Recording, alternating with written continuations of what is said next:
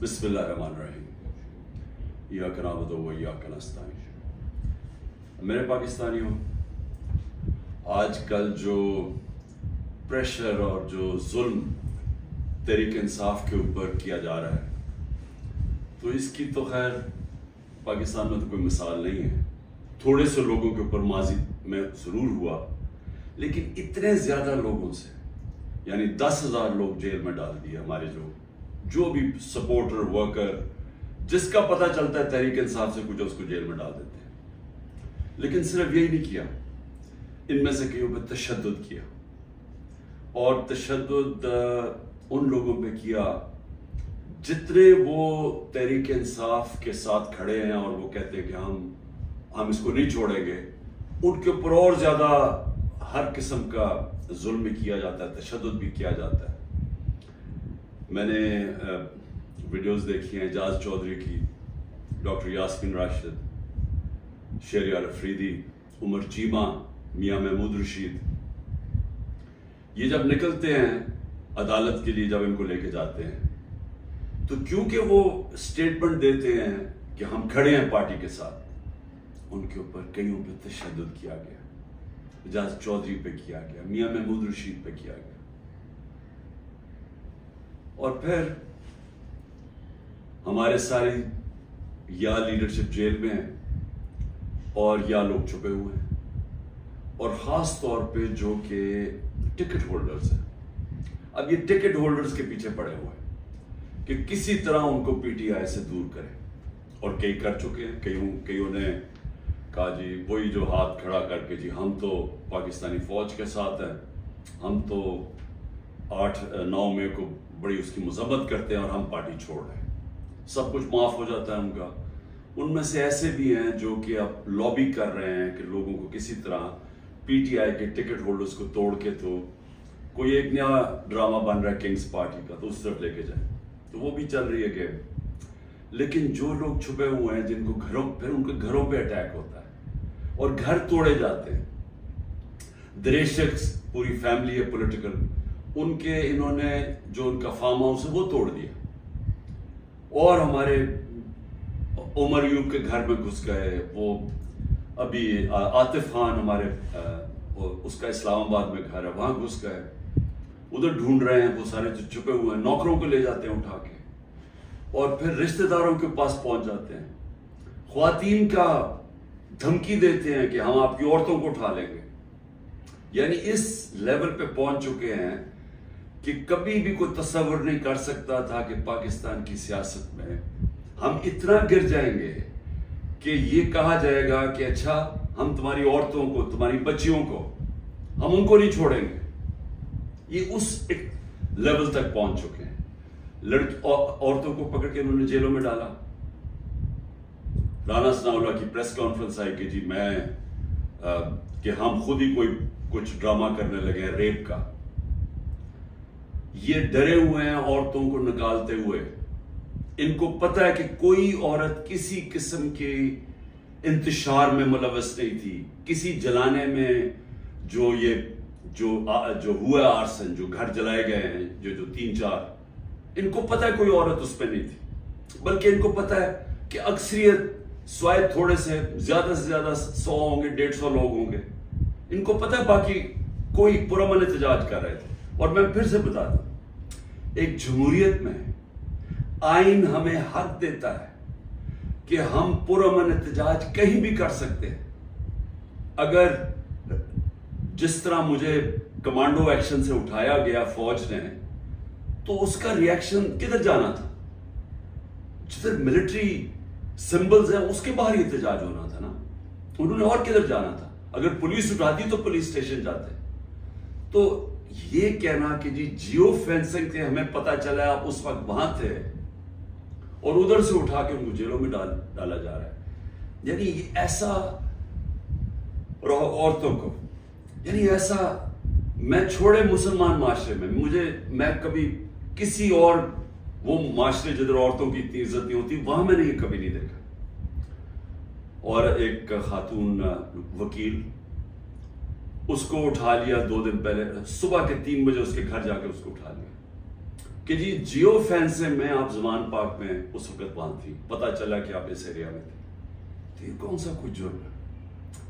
دیکھیں ابھی بھی مجھے پتہ ہے کہ میری سپیریئر جوڈیشری بہت پریشر میں ہے، مجھے پتہ ہے کہ ججز کو بھی فون کالز آ رہی ہیں، نامعلوم فون کال کہ ہم یہ کر دیں گے، تمہاری یہ فائل ہے، ہم تمہیں یہ کر دیں گے، تمہارے بچوں کے پہنچ جاتے ہیں۔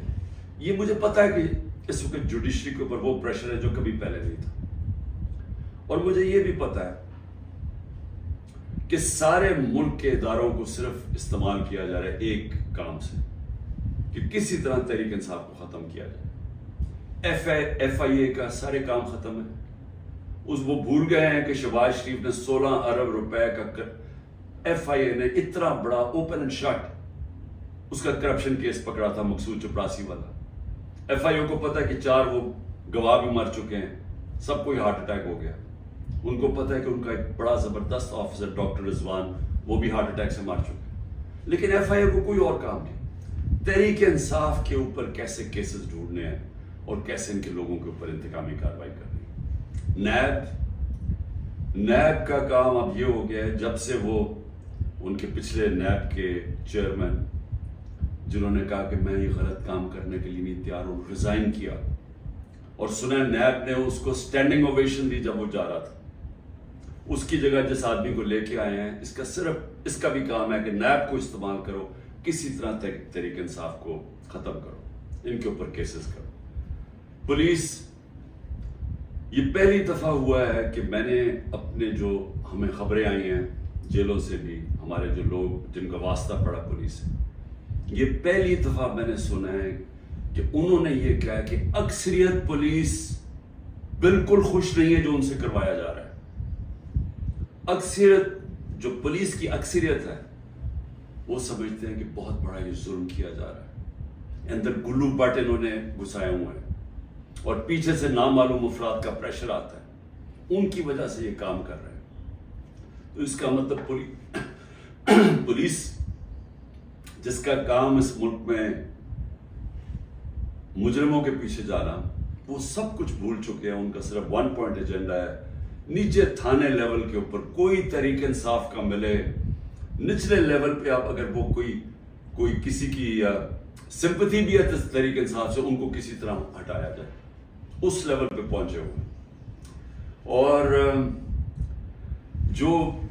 جو کرتے ہیں، جب ایک ہی خبر آتی ہے کہ گھر توڑ دیتے ہیں، چیزیں توڑ دیتے ہیں، دھمکیاں دیتے ہیں، بزنسز بند کر دیتے ہیں، بزنسز کے اوپر پہنچ جاتے ہیں، روزگار بند کر دیتے ہیں، تو میرا سوال ایک ہے کہ اتنی زیادہ، اتنے پریشر کے باوجود کیا وجہ ہے کہ چند لوگ چھوڑ کے گئے ہیں؟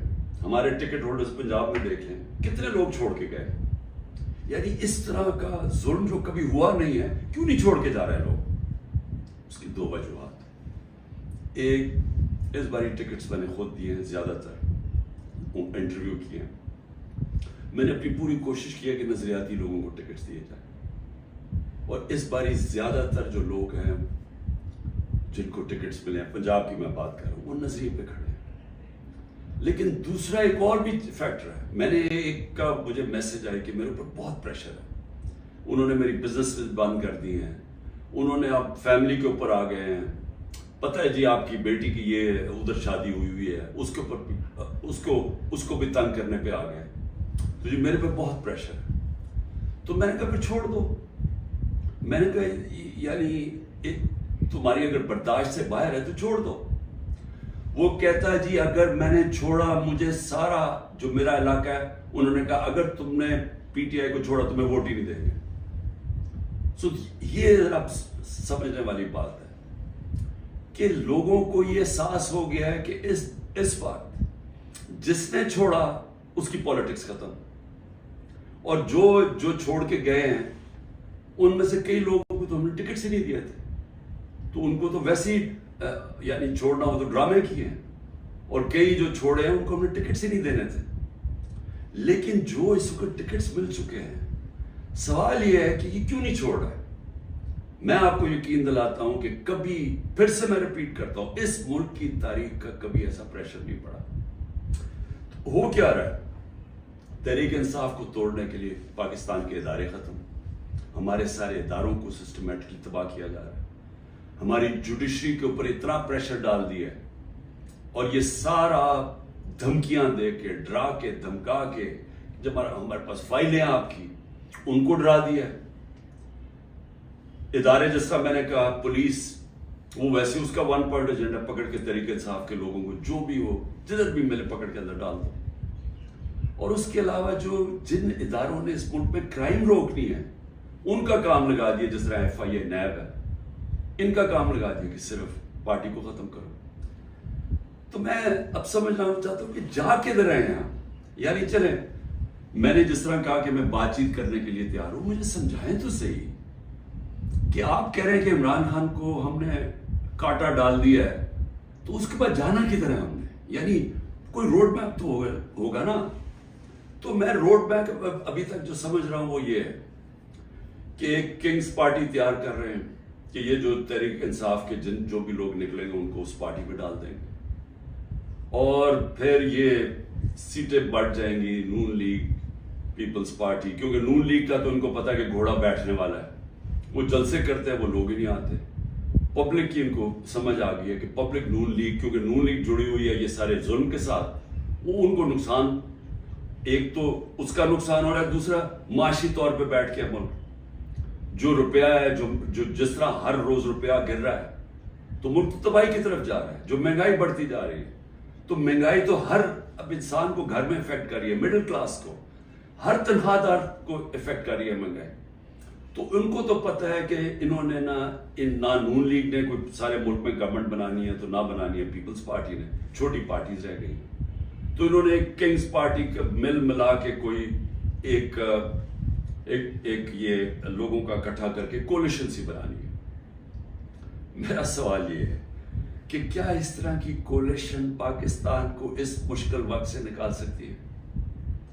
میں جب سے گورنمنٹ سے نکلا ہوں میں ایک بات کہہ رہا ہوں کہ جب تک ہمارے ملک میں ایک مضبوط گورنمنٹ، اور مضبوط گورنمنٹ کیا ہوتی ہے؟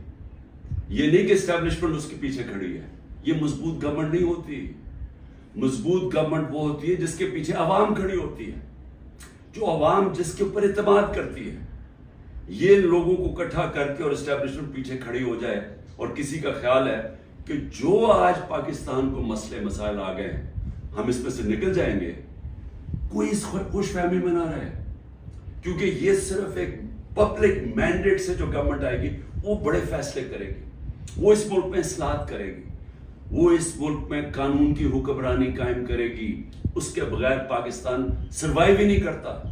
یہ میرے سے سن لیں، یہ ملک بچے گا ہی نہیں اگر ہم نے اس ملک میں رول آف لا، قانون کی حکمرانی نہ قائم کی۔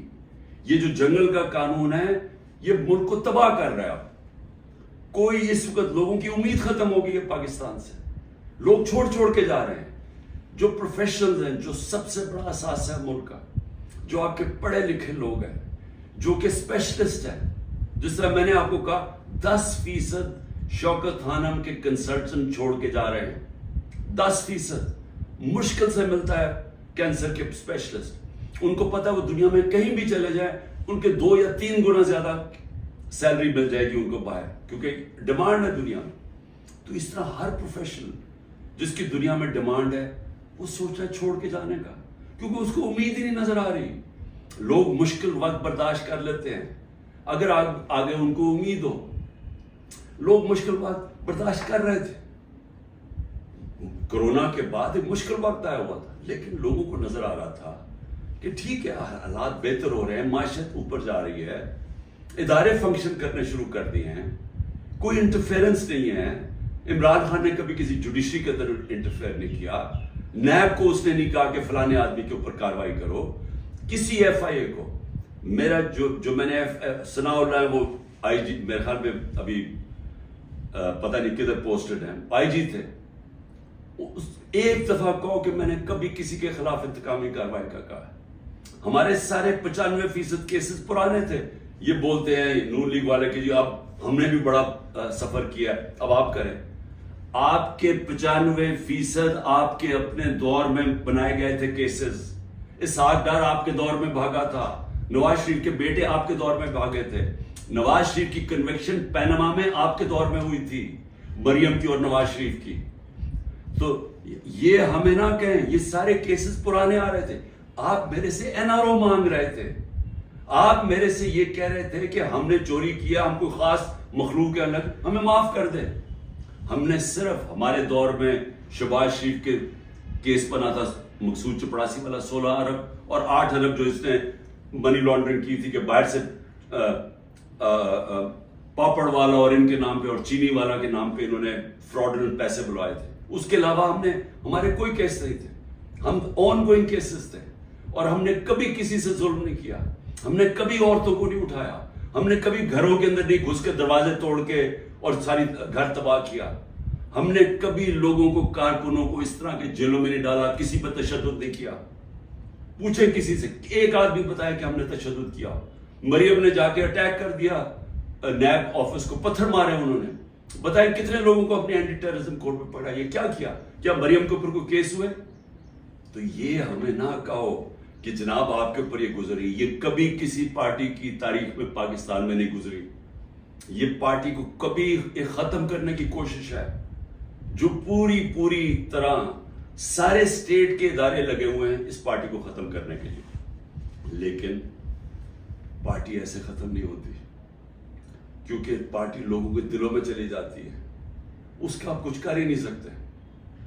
جو مرضی آپ کریں گے, لوگوں کے جب فیصلہ کر لیتی ہے عوام, تو یہ جو ٹکٹ ہولڈرز ہیں ہمارے سارے, ان سے پوچھیں, جب ان سے انٹرویو کریں, جب آپ ان کو تنگ کر رہے ہیں تو پوچھیں تو صحیح کہ اتنا آپ کے اوپر پریشر ہے, کیوں نہیں چھوڑ رہے. ان میں سے کہیں گے کہ ہم نظریاتی طور پہ اس کے ساتھ ہیں, ہم کسی اور پارٹی پہ نہیں جائیں گے. ساتھ یہ بھی آپ کو کہیں گے کہ ہمیں کوئی ہمارے حلقے میں ووٹ نہیں ڈالے گا, ہماری سیاست ختم ہو جائے گی. ابھی جو پہلے ہوا تھا 16 جولائی کو جو بائی الیکشنز ہوئے تھے, وہ لوٹے سب اڑ گئے تھے, لوگوں نے ان کے خلاف ووٹ دی تھی. اور اب اس سے بھی زیادہ برے حالات ہیں, کیونکہ لوگوں کو غصہ ہے جو ہو رہا ہے. اس وقت عوام غصے میں ہے, لیکن گھبرائی ہوئی ہے, کیونکہ کبھی اس طرح کا کریک ڈاؤن دیکھا ہی نہیں ہے. تو میرا آخر میں اپنی عوام کو پیغام ہے, کیونکہ مجھے پتہ ہے بڑا مشکل ہے, اور آپ گھبرائے ہوئے ہیں, آپ میں خوف پیدا کیا گیا. یہ جو باہر نکل کے کوئی تحریک انصاف کا نام سنتا اس کو جیل میں ڈال دیتے. لیکن میری آپ اپنی قوم سے یہ کہ دیکھیں, میں آپ کے سامنے بیٹھا ہوں, اگر کسی کو سب سے زیادہ خطرہ ہے وہ مجھے خطرہ ہے, جان کو تو میری خطرہ ہے. انہوں نے یہ کیا, دو میرے اوپر اٹیکس, قتل کرنے کے واردات ہو چکی ہیں. مجھے پوری طرح پتا ہے کہ ایک دفعہ یہ اور کریں گے, کیونکہ ان کو ڈر یہ ہے کہ جیل میں بھی عمران خان بڑا مشکل رہے گا ان کے لیے, تو ایک اور حملہ ہوگا. میں تیار ہوں. انہوں نے میری جو کرنل عاصم میری سیکیورٹی کے ہیڈ تھے اس کو اغوا کر لیا, وہ غائب ہو گئے. جس نے میری سیکیورٹی کا دھیان رکھ رہے تھے وہ 3-4 دن سے وہ غائب ہے, اس کو بھی اٹھا لیا. جو گاڑیاں تھی میری سیکیورٹی کی, وہ گاڑیوں کو انہوں نے اندر امپاؤنڈ کر دیا, اور ان سے پوچھے عدالت تو کہتی جو ہمیں پتہ ہی نہیں کدھر گئی. تو سب سے زیادہ تو خطرہ مجھے ہے.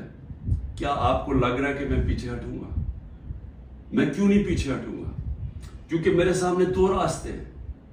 ایک ہے یہ خوف کی فضا بنا کے ہمیں غلام بنا رہے ہیں, صرف مقصد یہ ہے کہ ہم بھیڑ بکریوں کی طرح یہ طاقت کی حکمرانی مان لیں. یہ سب نے کیا ہے. یہ فرعون یہ کرتا تھا, خوف اتنا پھیلا کے لوگوں کو غلام بنایا ہوا تھا. یہ یزید نے کیا تھا, کوفہ کے لوگوں کے اوپر اتنا اس کا خوف تھا اس کے ظلم کا کہ انہوں نے حضرت امام حسین کی مدد نہیں کی. اسلام کا سب سے بڑا جو تکلیف تھے ہر مسلمان کے لیے وہ ثانیہ ہونے دیا. ہر دنیا کی تاریخ کا یزید یا ڈکٹیٹر وہ ہمیشہ خوف کے ذریعے لوگوں کو کنٹرول کرتا ہے, انسانوں کو کنٹرول کرتا ہے. اور دوسرا راستہ, ایک تو یہ راستہ ہے کہ میں بھی خوف زدہ ہو جاؤں اور میں ان کے ساتھ میں مان جاؤں, جی ٹھیک ہے سر, یہ جو آپ چاہتے ہیں, ہم آپ کے غلام ہیں. میں نے تو کبھی کسی کی غلامی کی نہیں ہے. میں تو لا الہ الا اللہ میں ماننے والا آدمی ہوں جس نے مجھے آزاد کیا ہوا ہے. میں تو ایک آزاد انسان ہوں. میرے لیے تو غلامی سے بہتر موت ہے. میں آج اپنی قوم کو یہ کہنا چاہتا ہوں کہ دیکھیں اللہ نے جب آپ ہیں محمد مصطفیٰ محمد صلی اللہ علیہ وسلم کے امتی، جب انہوں نے آپ کو لا الہ الا اللہ کا کلمہ پڑھایا تھا تو انہوں نے آپ کو آزاد کیا تھا. کس چیز سے آزاد کیا تھا؟ سب سے بڑی آزادی ہوتی ہے انسان کی غلامی سے. یہ جو فرعون کی غلامی تھی، یہ ساری جو قرآن کے اندر نمرود، فرعون، ان کا کیا بتایا ہوا ہے؟ انسانوں کو غلام بنانے تھے. نبی صلی اللہ علیہ وسلم نے مدینہ میں انسانوں کو آزاد کیا تھا. اور ایک کہ سوائے اللہ کے کوئی خدا نہیں، آپ کو کسی کے سامنے نہیں جھکنا. دوسرا، جو 3 سب سے بڑے خوف ہیں انسان میں، ان سے آزاد کیا تھا. اس سے اللہ نے آپ کو آزاد کیا ہوا ہے. موت، اللہ نے کہا یہ میرے ہاتھ میں یہ جو 2 دفعہ بچا ہوں، یہ مجھے اللہ نے بچایا ہے. نہیں تو انہوں نے تو پوری تیاری کی ہوئی تھی مارنے کی. یہ میں آپ کے سامنے ہوں، اور میں جب گھر سے نکلتا ہوں مجھے نہیں پتا کہ اللہ نے کیا فیصلہ کیا ہوا کہ ان کے ہاتھ میں اس نے میری جان لینی ہے نہیں، لیکن میں تیار ہوں اس کے لیے، کیونکہ اس کا وعدہ ہے قرآن میں کہ جب اس نے فیصلہ کر لیا وہ پھر چاہے آپ بھاگ نہیں سکتے موت سے. تو انسان آزاد ہو جاتا ہے اس خوف سے. میں آزاد ہوں. دوسرا، ذلت. یہ جو عورتوں کے اوپر کر رہے ہیں، گھروں کے اندر عورتوں کو چادر چار دیواری کا نہ سوچنا، اور جو عورتوں کو جیلوں میں ڈالا ہوا ہے اور ڈرے ہوئے ہیں کہ وہ جب نکلیں گی تو وہ کس طرح کی باتیں بتائیں گی، اس لیے ان کو اندر رکھا ہوا ہے. اور 2 بیچاری عورتوں کو لے کے شاپر ان کے سر پر ڈالے ہوئے. یعنی ایسی توہین میں نے کبھی نہیں سوچا تھا کہ اس معاشرے میں ہوگی. لیکن یہ کیوں کر رہے ہیں؟ عورتوں کو ڈرا رہے ہیں کہ آپ پولیٹکس میں نہ آئیں. عورتوں جو 50% آبادی ہے اس کو جان کے اتنا خوف زدہ کر رہے ہیں ان کے آدمیوں کو کہ ان کو بس گھر میں بٹھا دیں. آپ بس بھیڑ بکریوں کی طرح بیٹھ جائیں، جو مرضی ظلم و ملک میں ہم نے چپ کر کے بیٹھے رہے. ذلت اور عزت اللہ نے اپنے ہاتھ میں اس لیے لی ہے. مجھے جتنا ذلیل کیا، میری بھی ایک ٹرسٹی، آج تک کوئی سوچ سکتے ہیں جس کو ایک آنا بھی نہ ملے ٹرسٹی بننے کا، اس کے اوپر نیب کا کیس اور وارنٹ نکال دیا اس کے، مجھے ذلیل کرنے کے لیے. لیکن کیا یہ ذلیل کر سکے؟ ہر روز وہ جی عمران خان غدار ہے، وہ کھڑے ہو کر لوگ کہتے ہیں، کیا میں ذلیل ہو جاؤں گا؟ لوگ 50 سال سے مجھے جانتے ہیں، کیا وہ مانیں گے کہ عمران خان غدار ہے؟ کیونکہ ذلت اللہ نے انسان کے ہاتھ میں نہیں رکھی. آپ سب کو اس پہ اعتماد ہونا چاہیے. اپنے اعمال سے انسان اپنے آپ کو ذلیل کرتا ہے. اللہ کبھی اس آدمی کو ذلیل نہیں ہونے دیتا جس کو دوسرا آدمی بدنیتی سے دوسرے انسان ذلیل کرے. یہ دنیا کی تاریخ ہے. نہیں تو ہر طاقتور آدمی عزت دار ہوتا اور ہر بیچارہ کمزور ذلیل ہوتا. اور تیسری چیز، رزق. مجھے یہ اعتماد ہے کہ میرا جو بھی ہے وہ اللہ نے دینا. محنت میں کروں، ہاں محنت میں پوری کرتا ہوں، لیکن رزق اللہ دیتا ہے. تو یہ جو گھر توڑ رہے ہیں، لوگوں کے ڈرا رہے ہیں، دھمکا رہے ہیں، اس کا مقصد ہے کیا؟ کہ لوگوں کی رزق کے اوپر جا رہے ہیں نا. لیکن اللہ نے تو کہا ہوا یہ میرے ہاتھ میں ہے. تو یہ جب آپ کو ان 3 چیزوں کے اوپر ایمان ہو جائے گا کہ قرآن میں واضح لکھا ہوا ہے، یہ آپ کو آزاد کر دینے کے خوف سے. یہ جو خوف کے ذریعے غلام بنایا جاتا ہے، اللہ نے یہ 3 چیز اپنے ہاتھ میں اس لیے رکھی ہیں کہ انسان کی غلامی نہ کرے. کیونکہ آزادی کو سب سے زیادہ اہمیت ہے. اپنی آزادی کے لیے جو مرتا ہے اس کو شہید کا رتبہ دیا ہوا ہے. جہاد ہے وہ. اور شہید پیغمبروں کے بعد رتبہ آتا ہے شہید کا، جو اپنی آزادی کے لیے کھڑا ہوتا ہے. یہ ہم اپنی آزادی کے لیے کھڑے ہیں. یہ ہے ایک طرف ہے انسانوں کی غلامی، یہ جو ظلم کے ذریعے کر رہے ہیں، اور دوسری طرف ہے انسانوں کی آزادی اور ایک عروج اور پرواز اوپر. اور وہ پاکستان جو بننا چاہیے تھا، جو چھوٹے سے قبضہ گروپ نے ہمارا ملک نہیں بننے دیا. اس لیے میں آج آپ سب کو کہنا چاہتا ہوں، مشکل وقت ہے، آزادی کے لیے قربانیاں دینی پڑتی ہیں. ہم سب، میں تیار ہوں قربانی کے لیے. میں اپنی سب سے بڑی تو جان کی قربانی ہے نا، میں اس کے لیے تیار ہوں. لیکن میں کبھی کسی صورت ان کی غلامی قبول نہیں کروں گا. اور میں چاہتا ہوں میری قوم آپ بھی تیار ہو جائے. 20-15 ہزار لوگوں کو جیل میں ڈالا ہے نا. ہم 23 کروڑ لوگ ہیں. کیا 15,000 کو سامنے رکھتے ہوئے 23 کروڑ لوگوں کو غلام بنا دینا انہوں نے؟ تو آپ نے کسی صورت یاد رکھیں یہ اب 2 رائے ہیں. ہم نے اگر اپنے اس وقت اس خوف کے سامنے جھک گئے جو یہ کوشش کر رہے ہیں، یاد رکھیں آپ کی آنے والی نسلیں آپ کو معاف نہیں کریں گی، کیونکہ اس ملک کا پھر کوئی مستقبل نہیں ہوگا.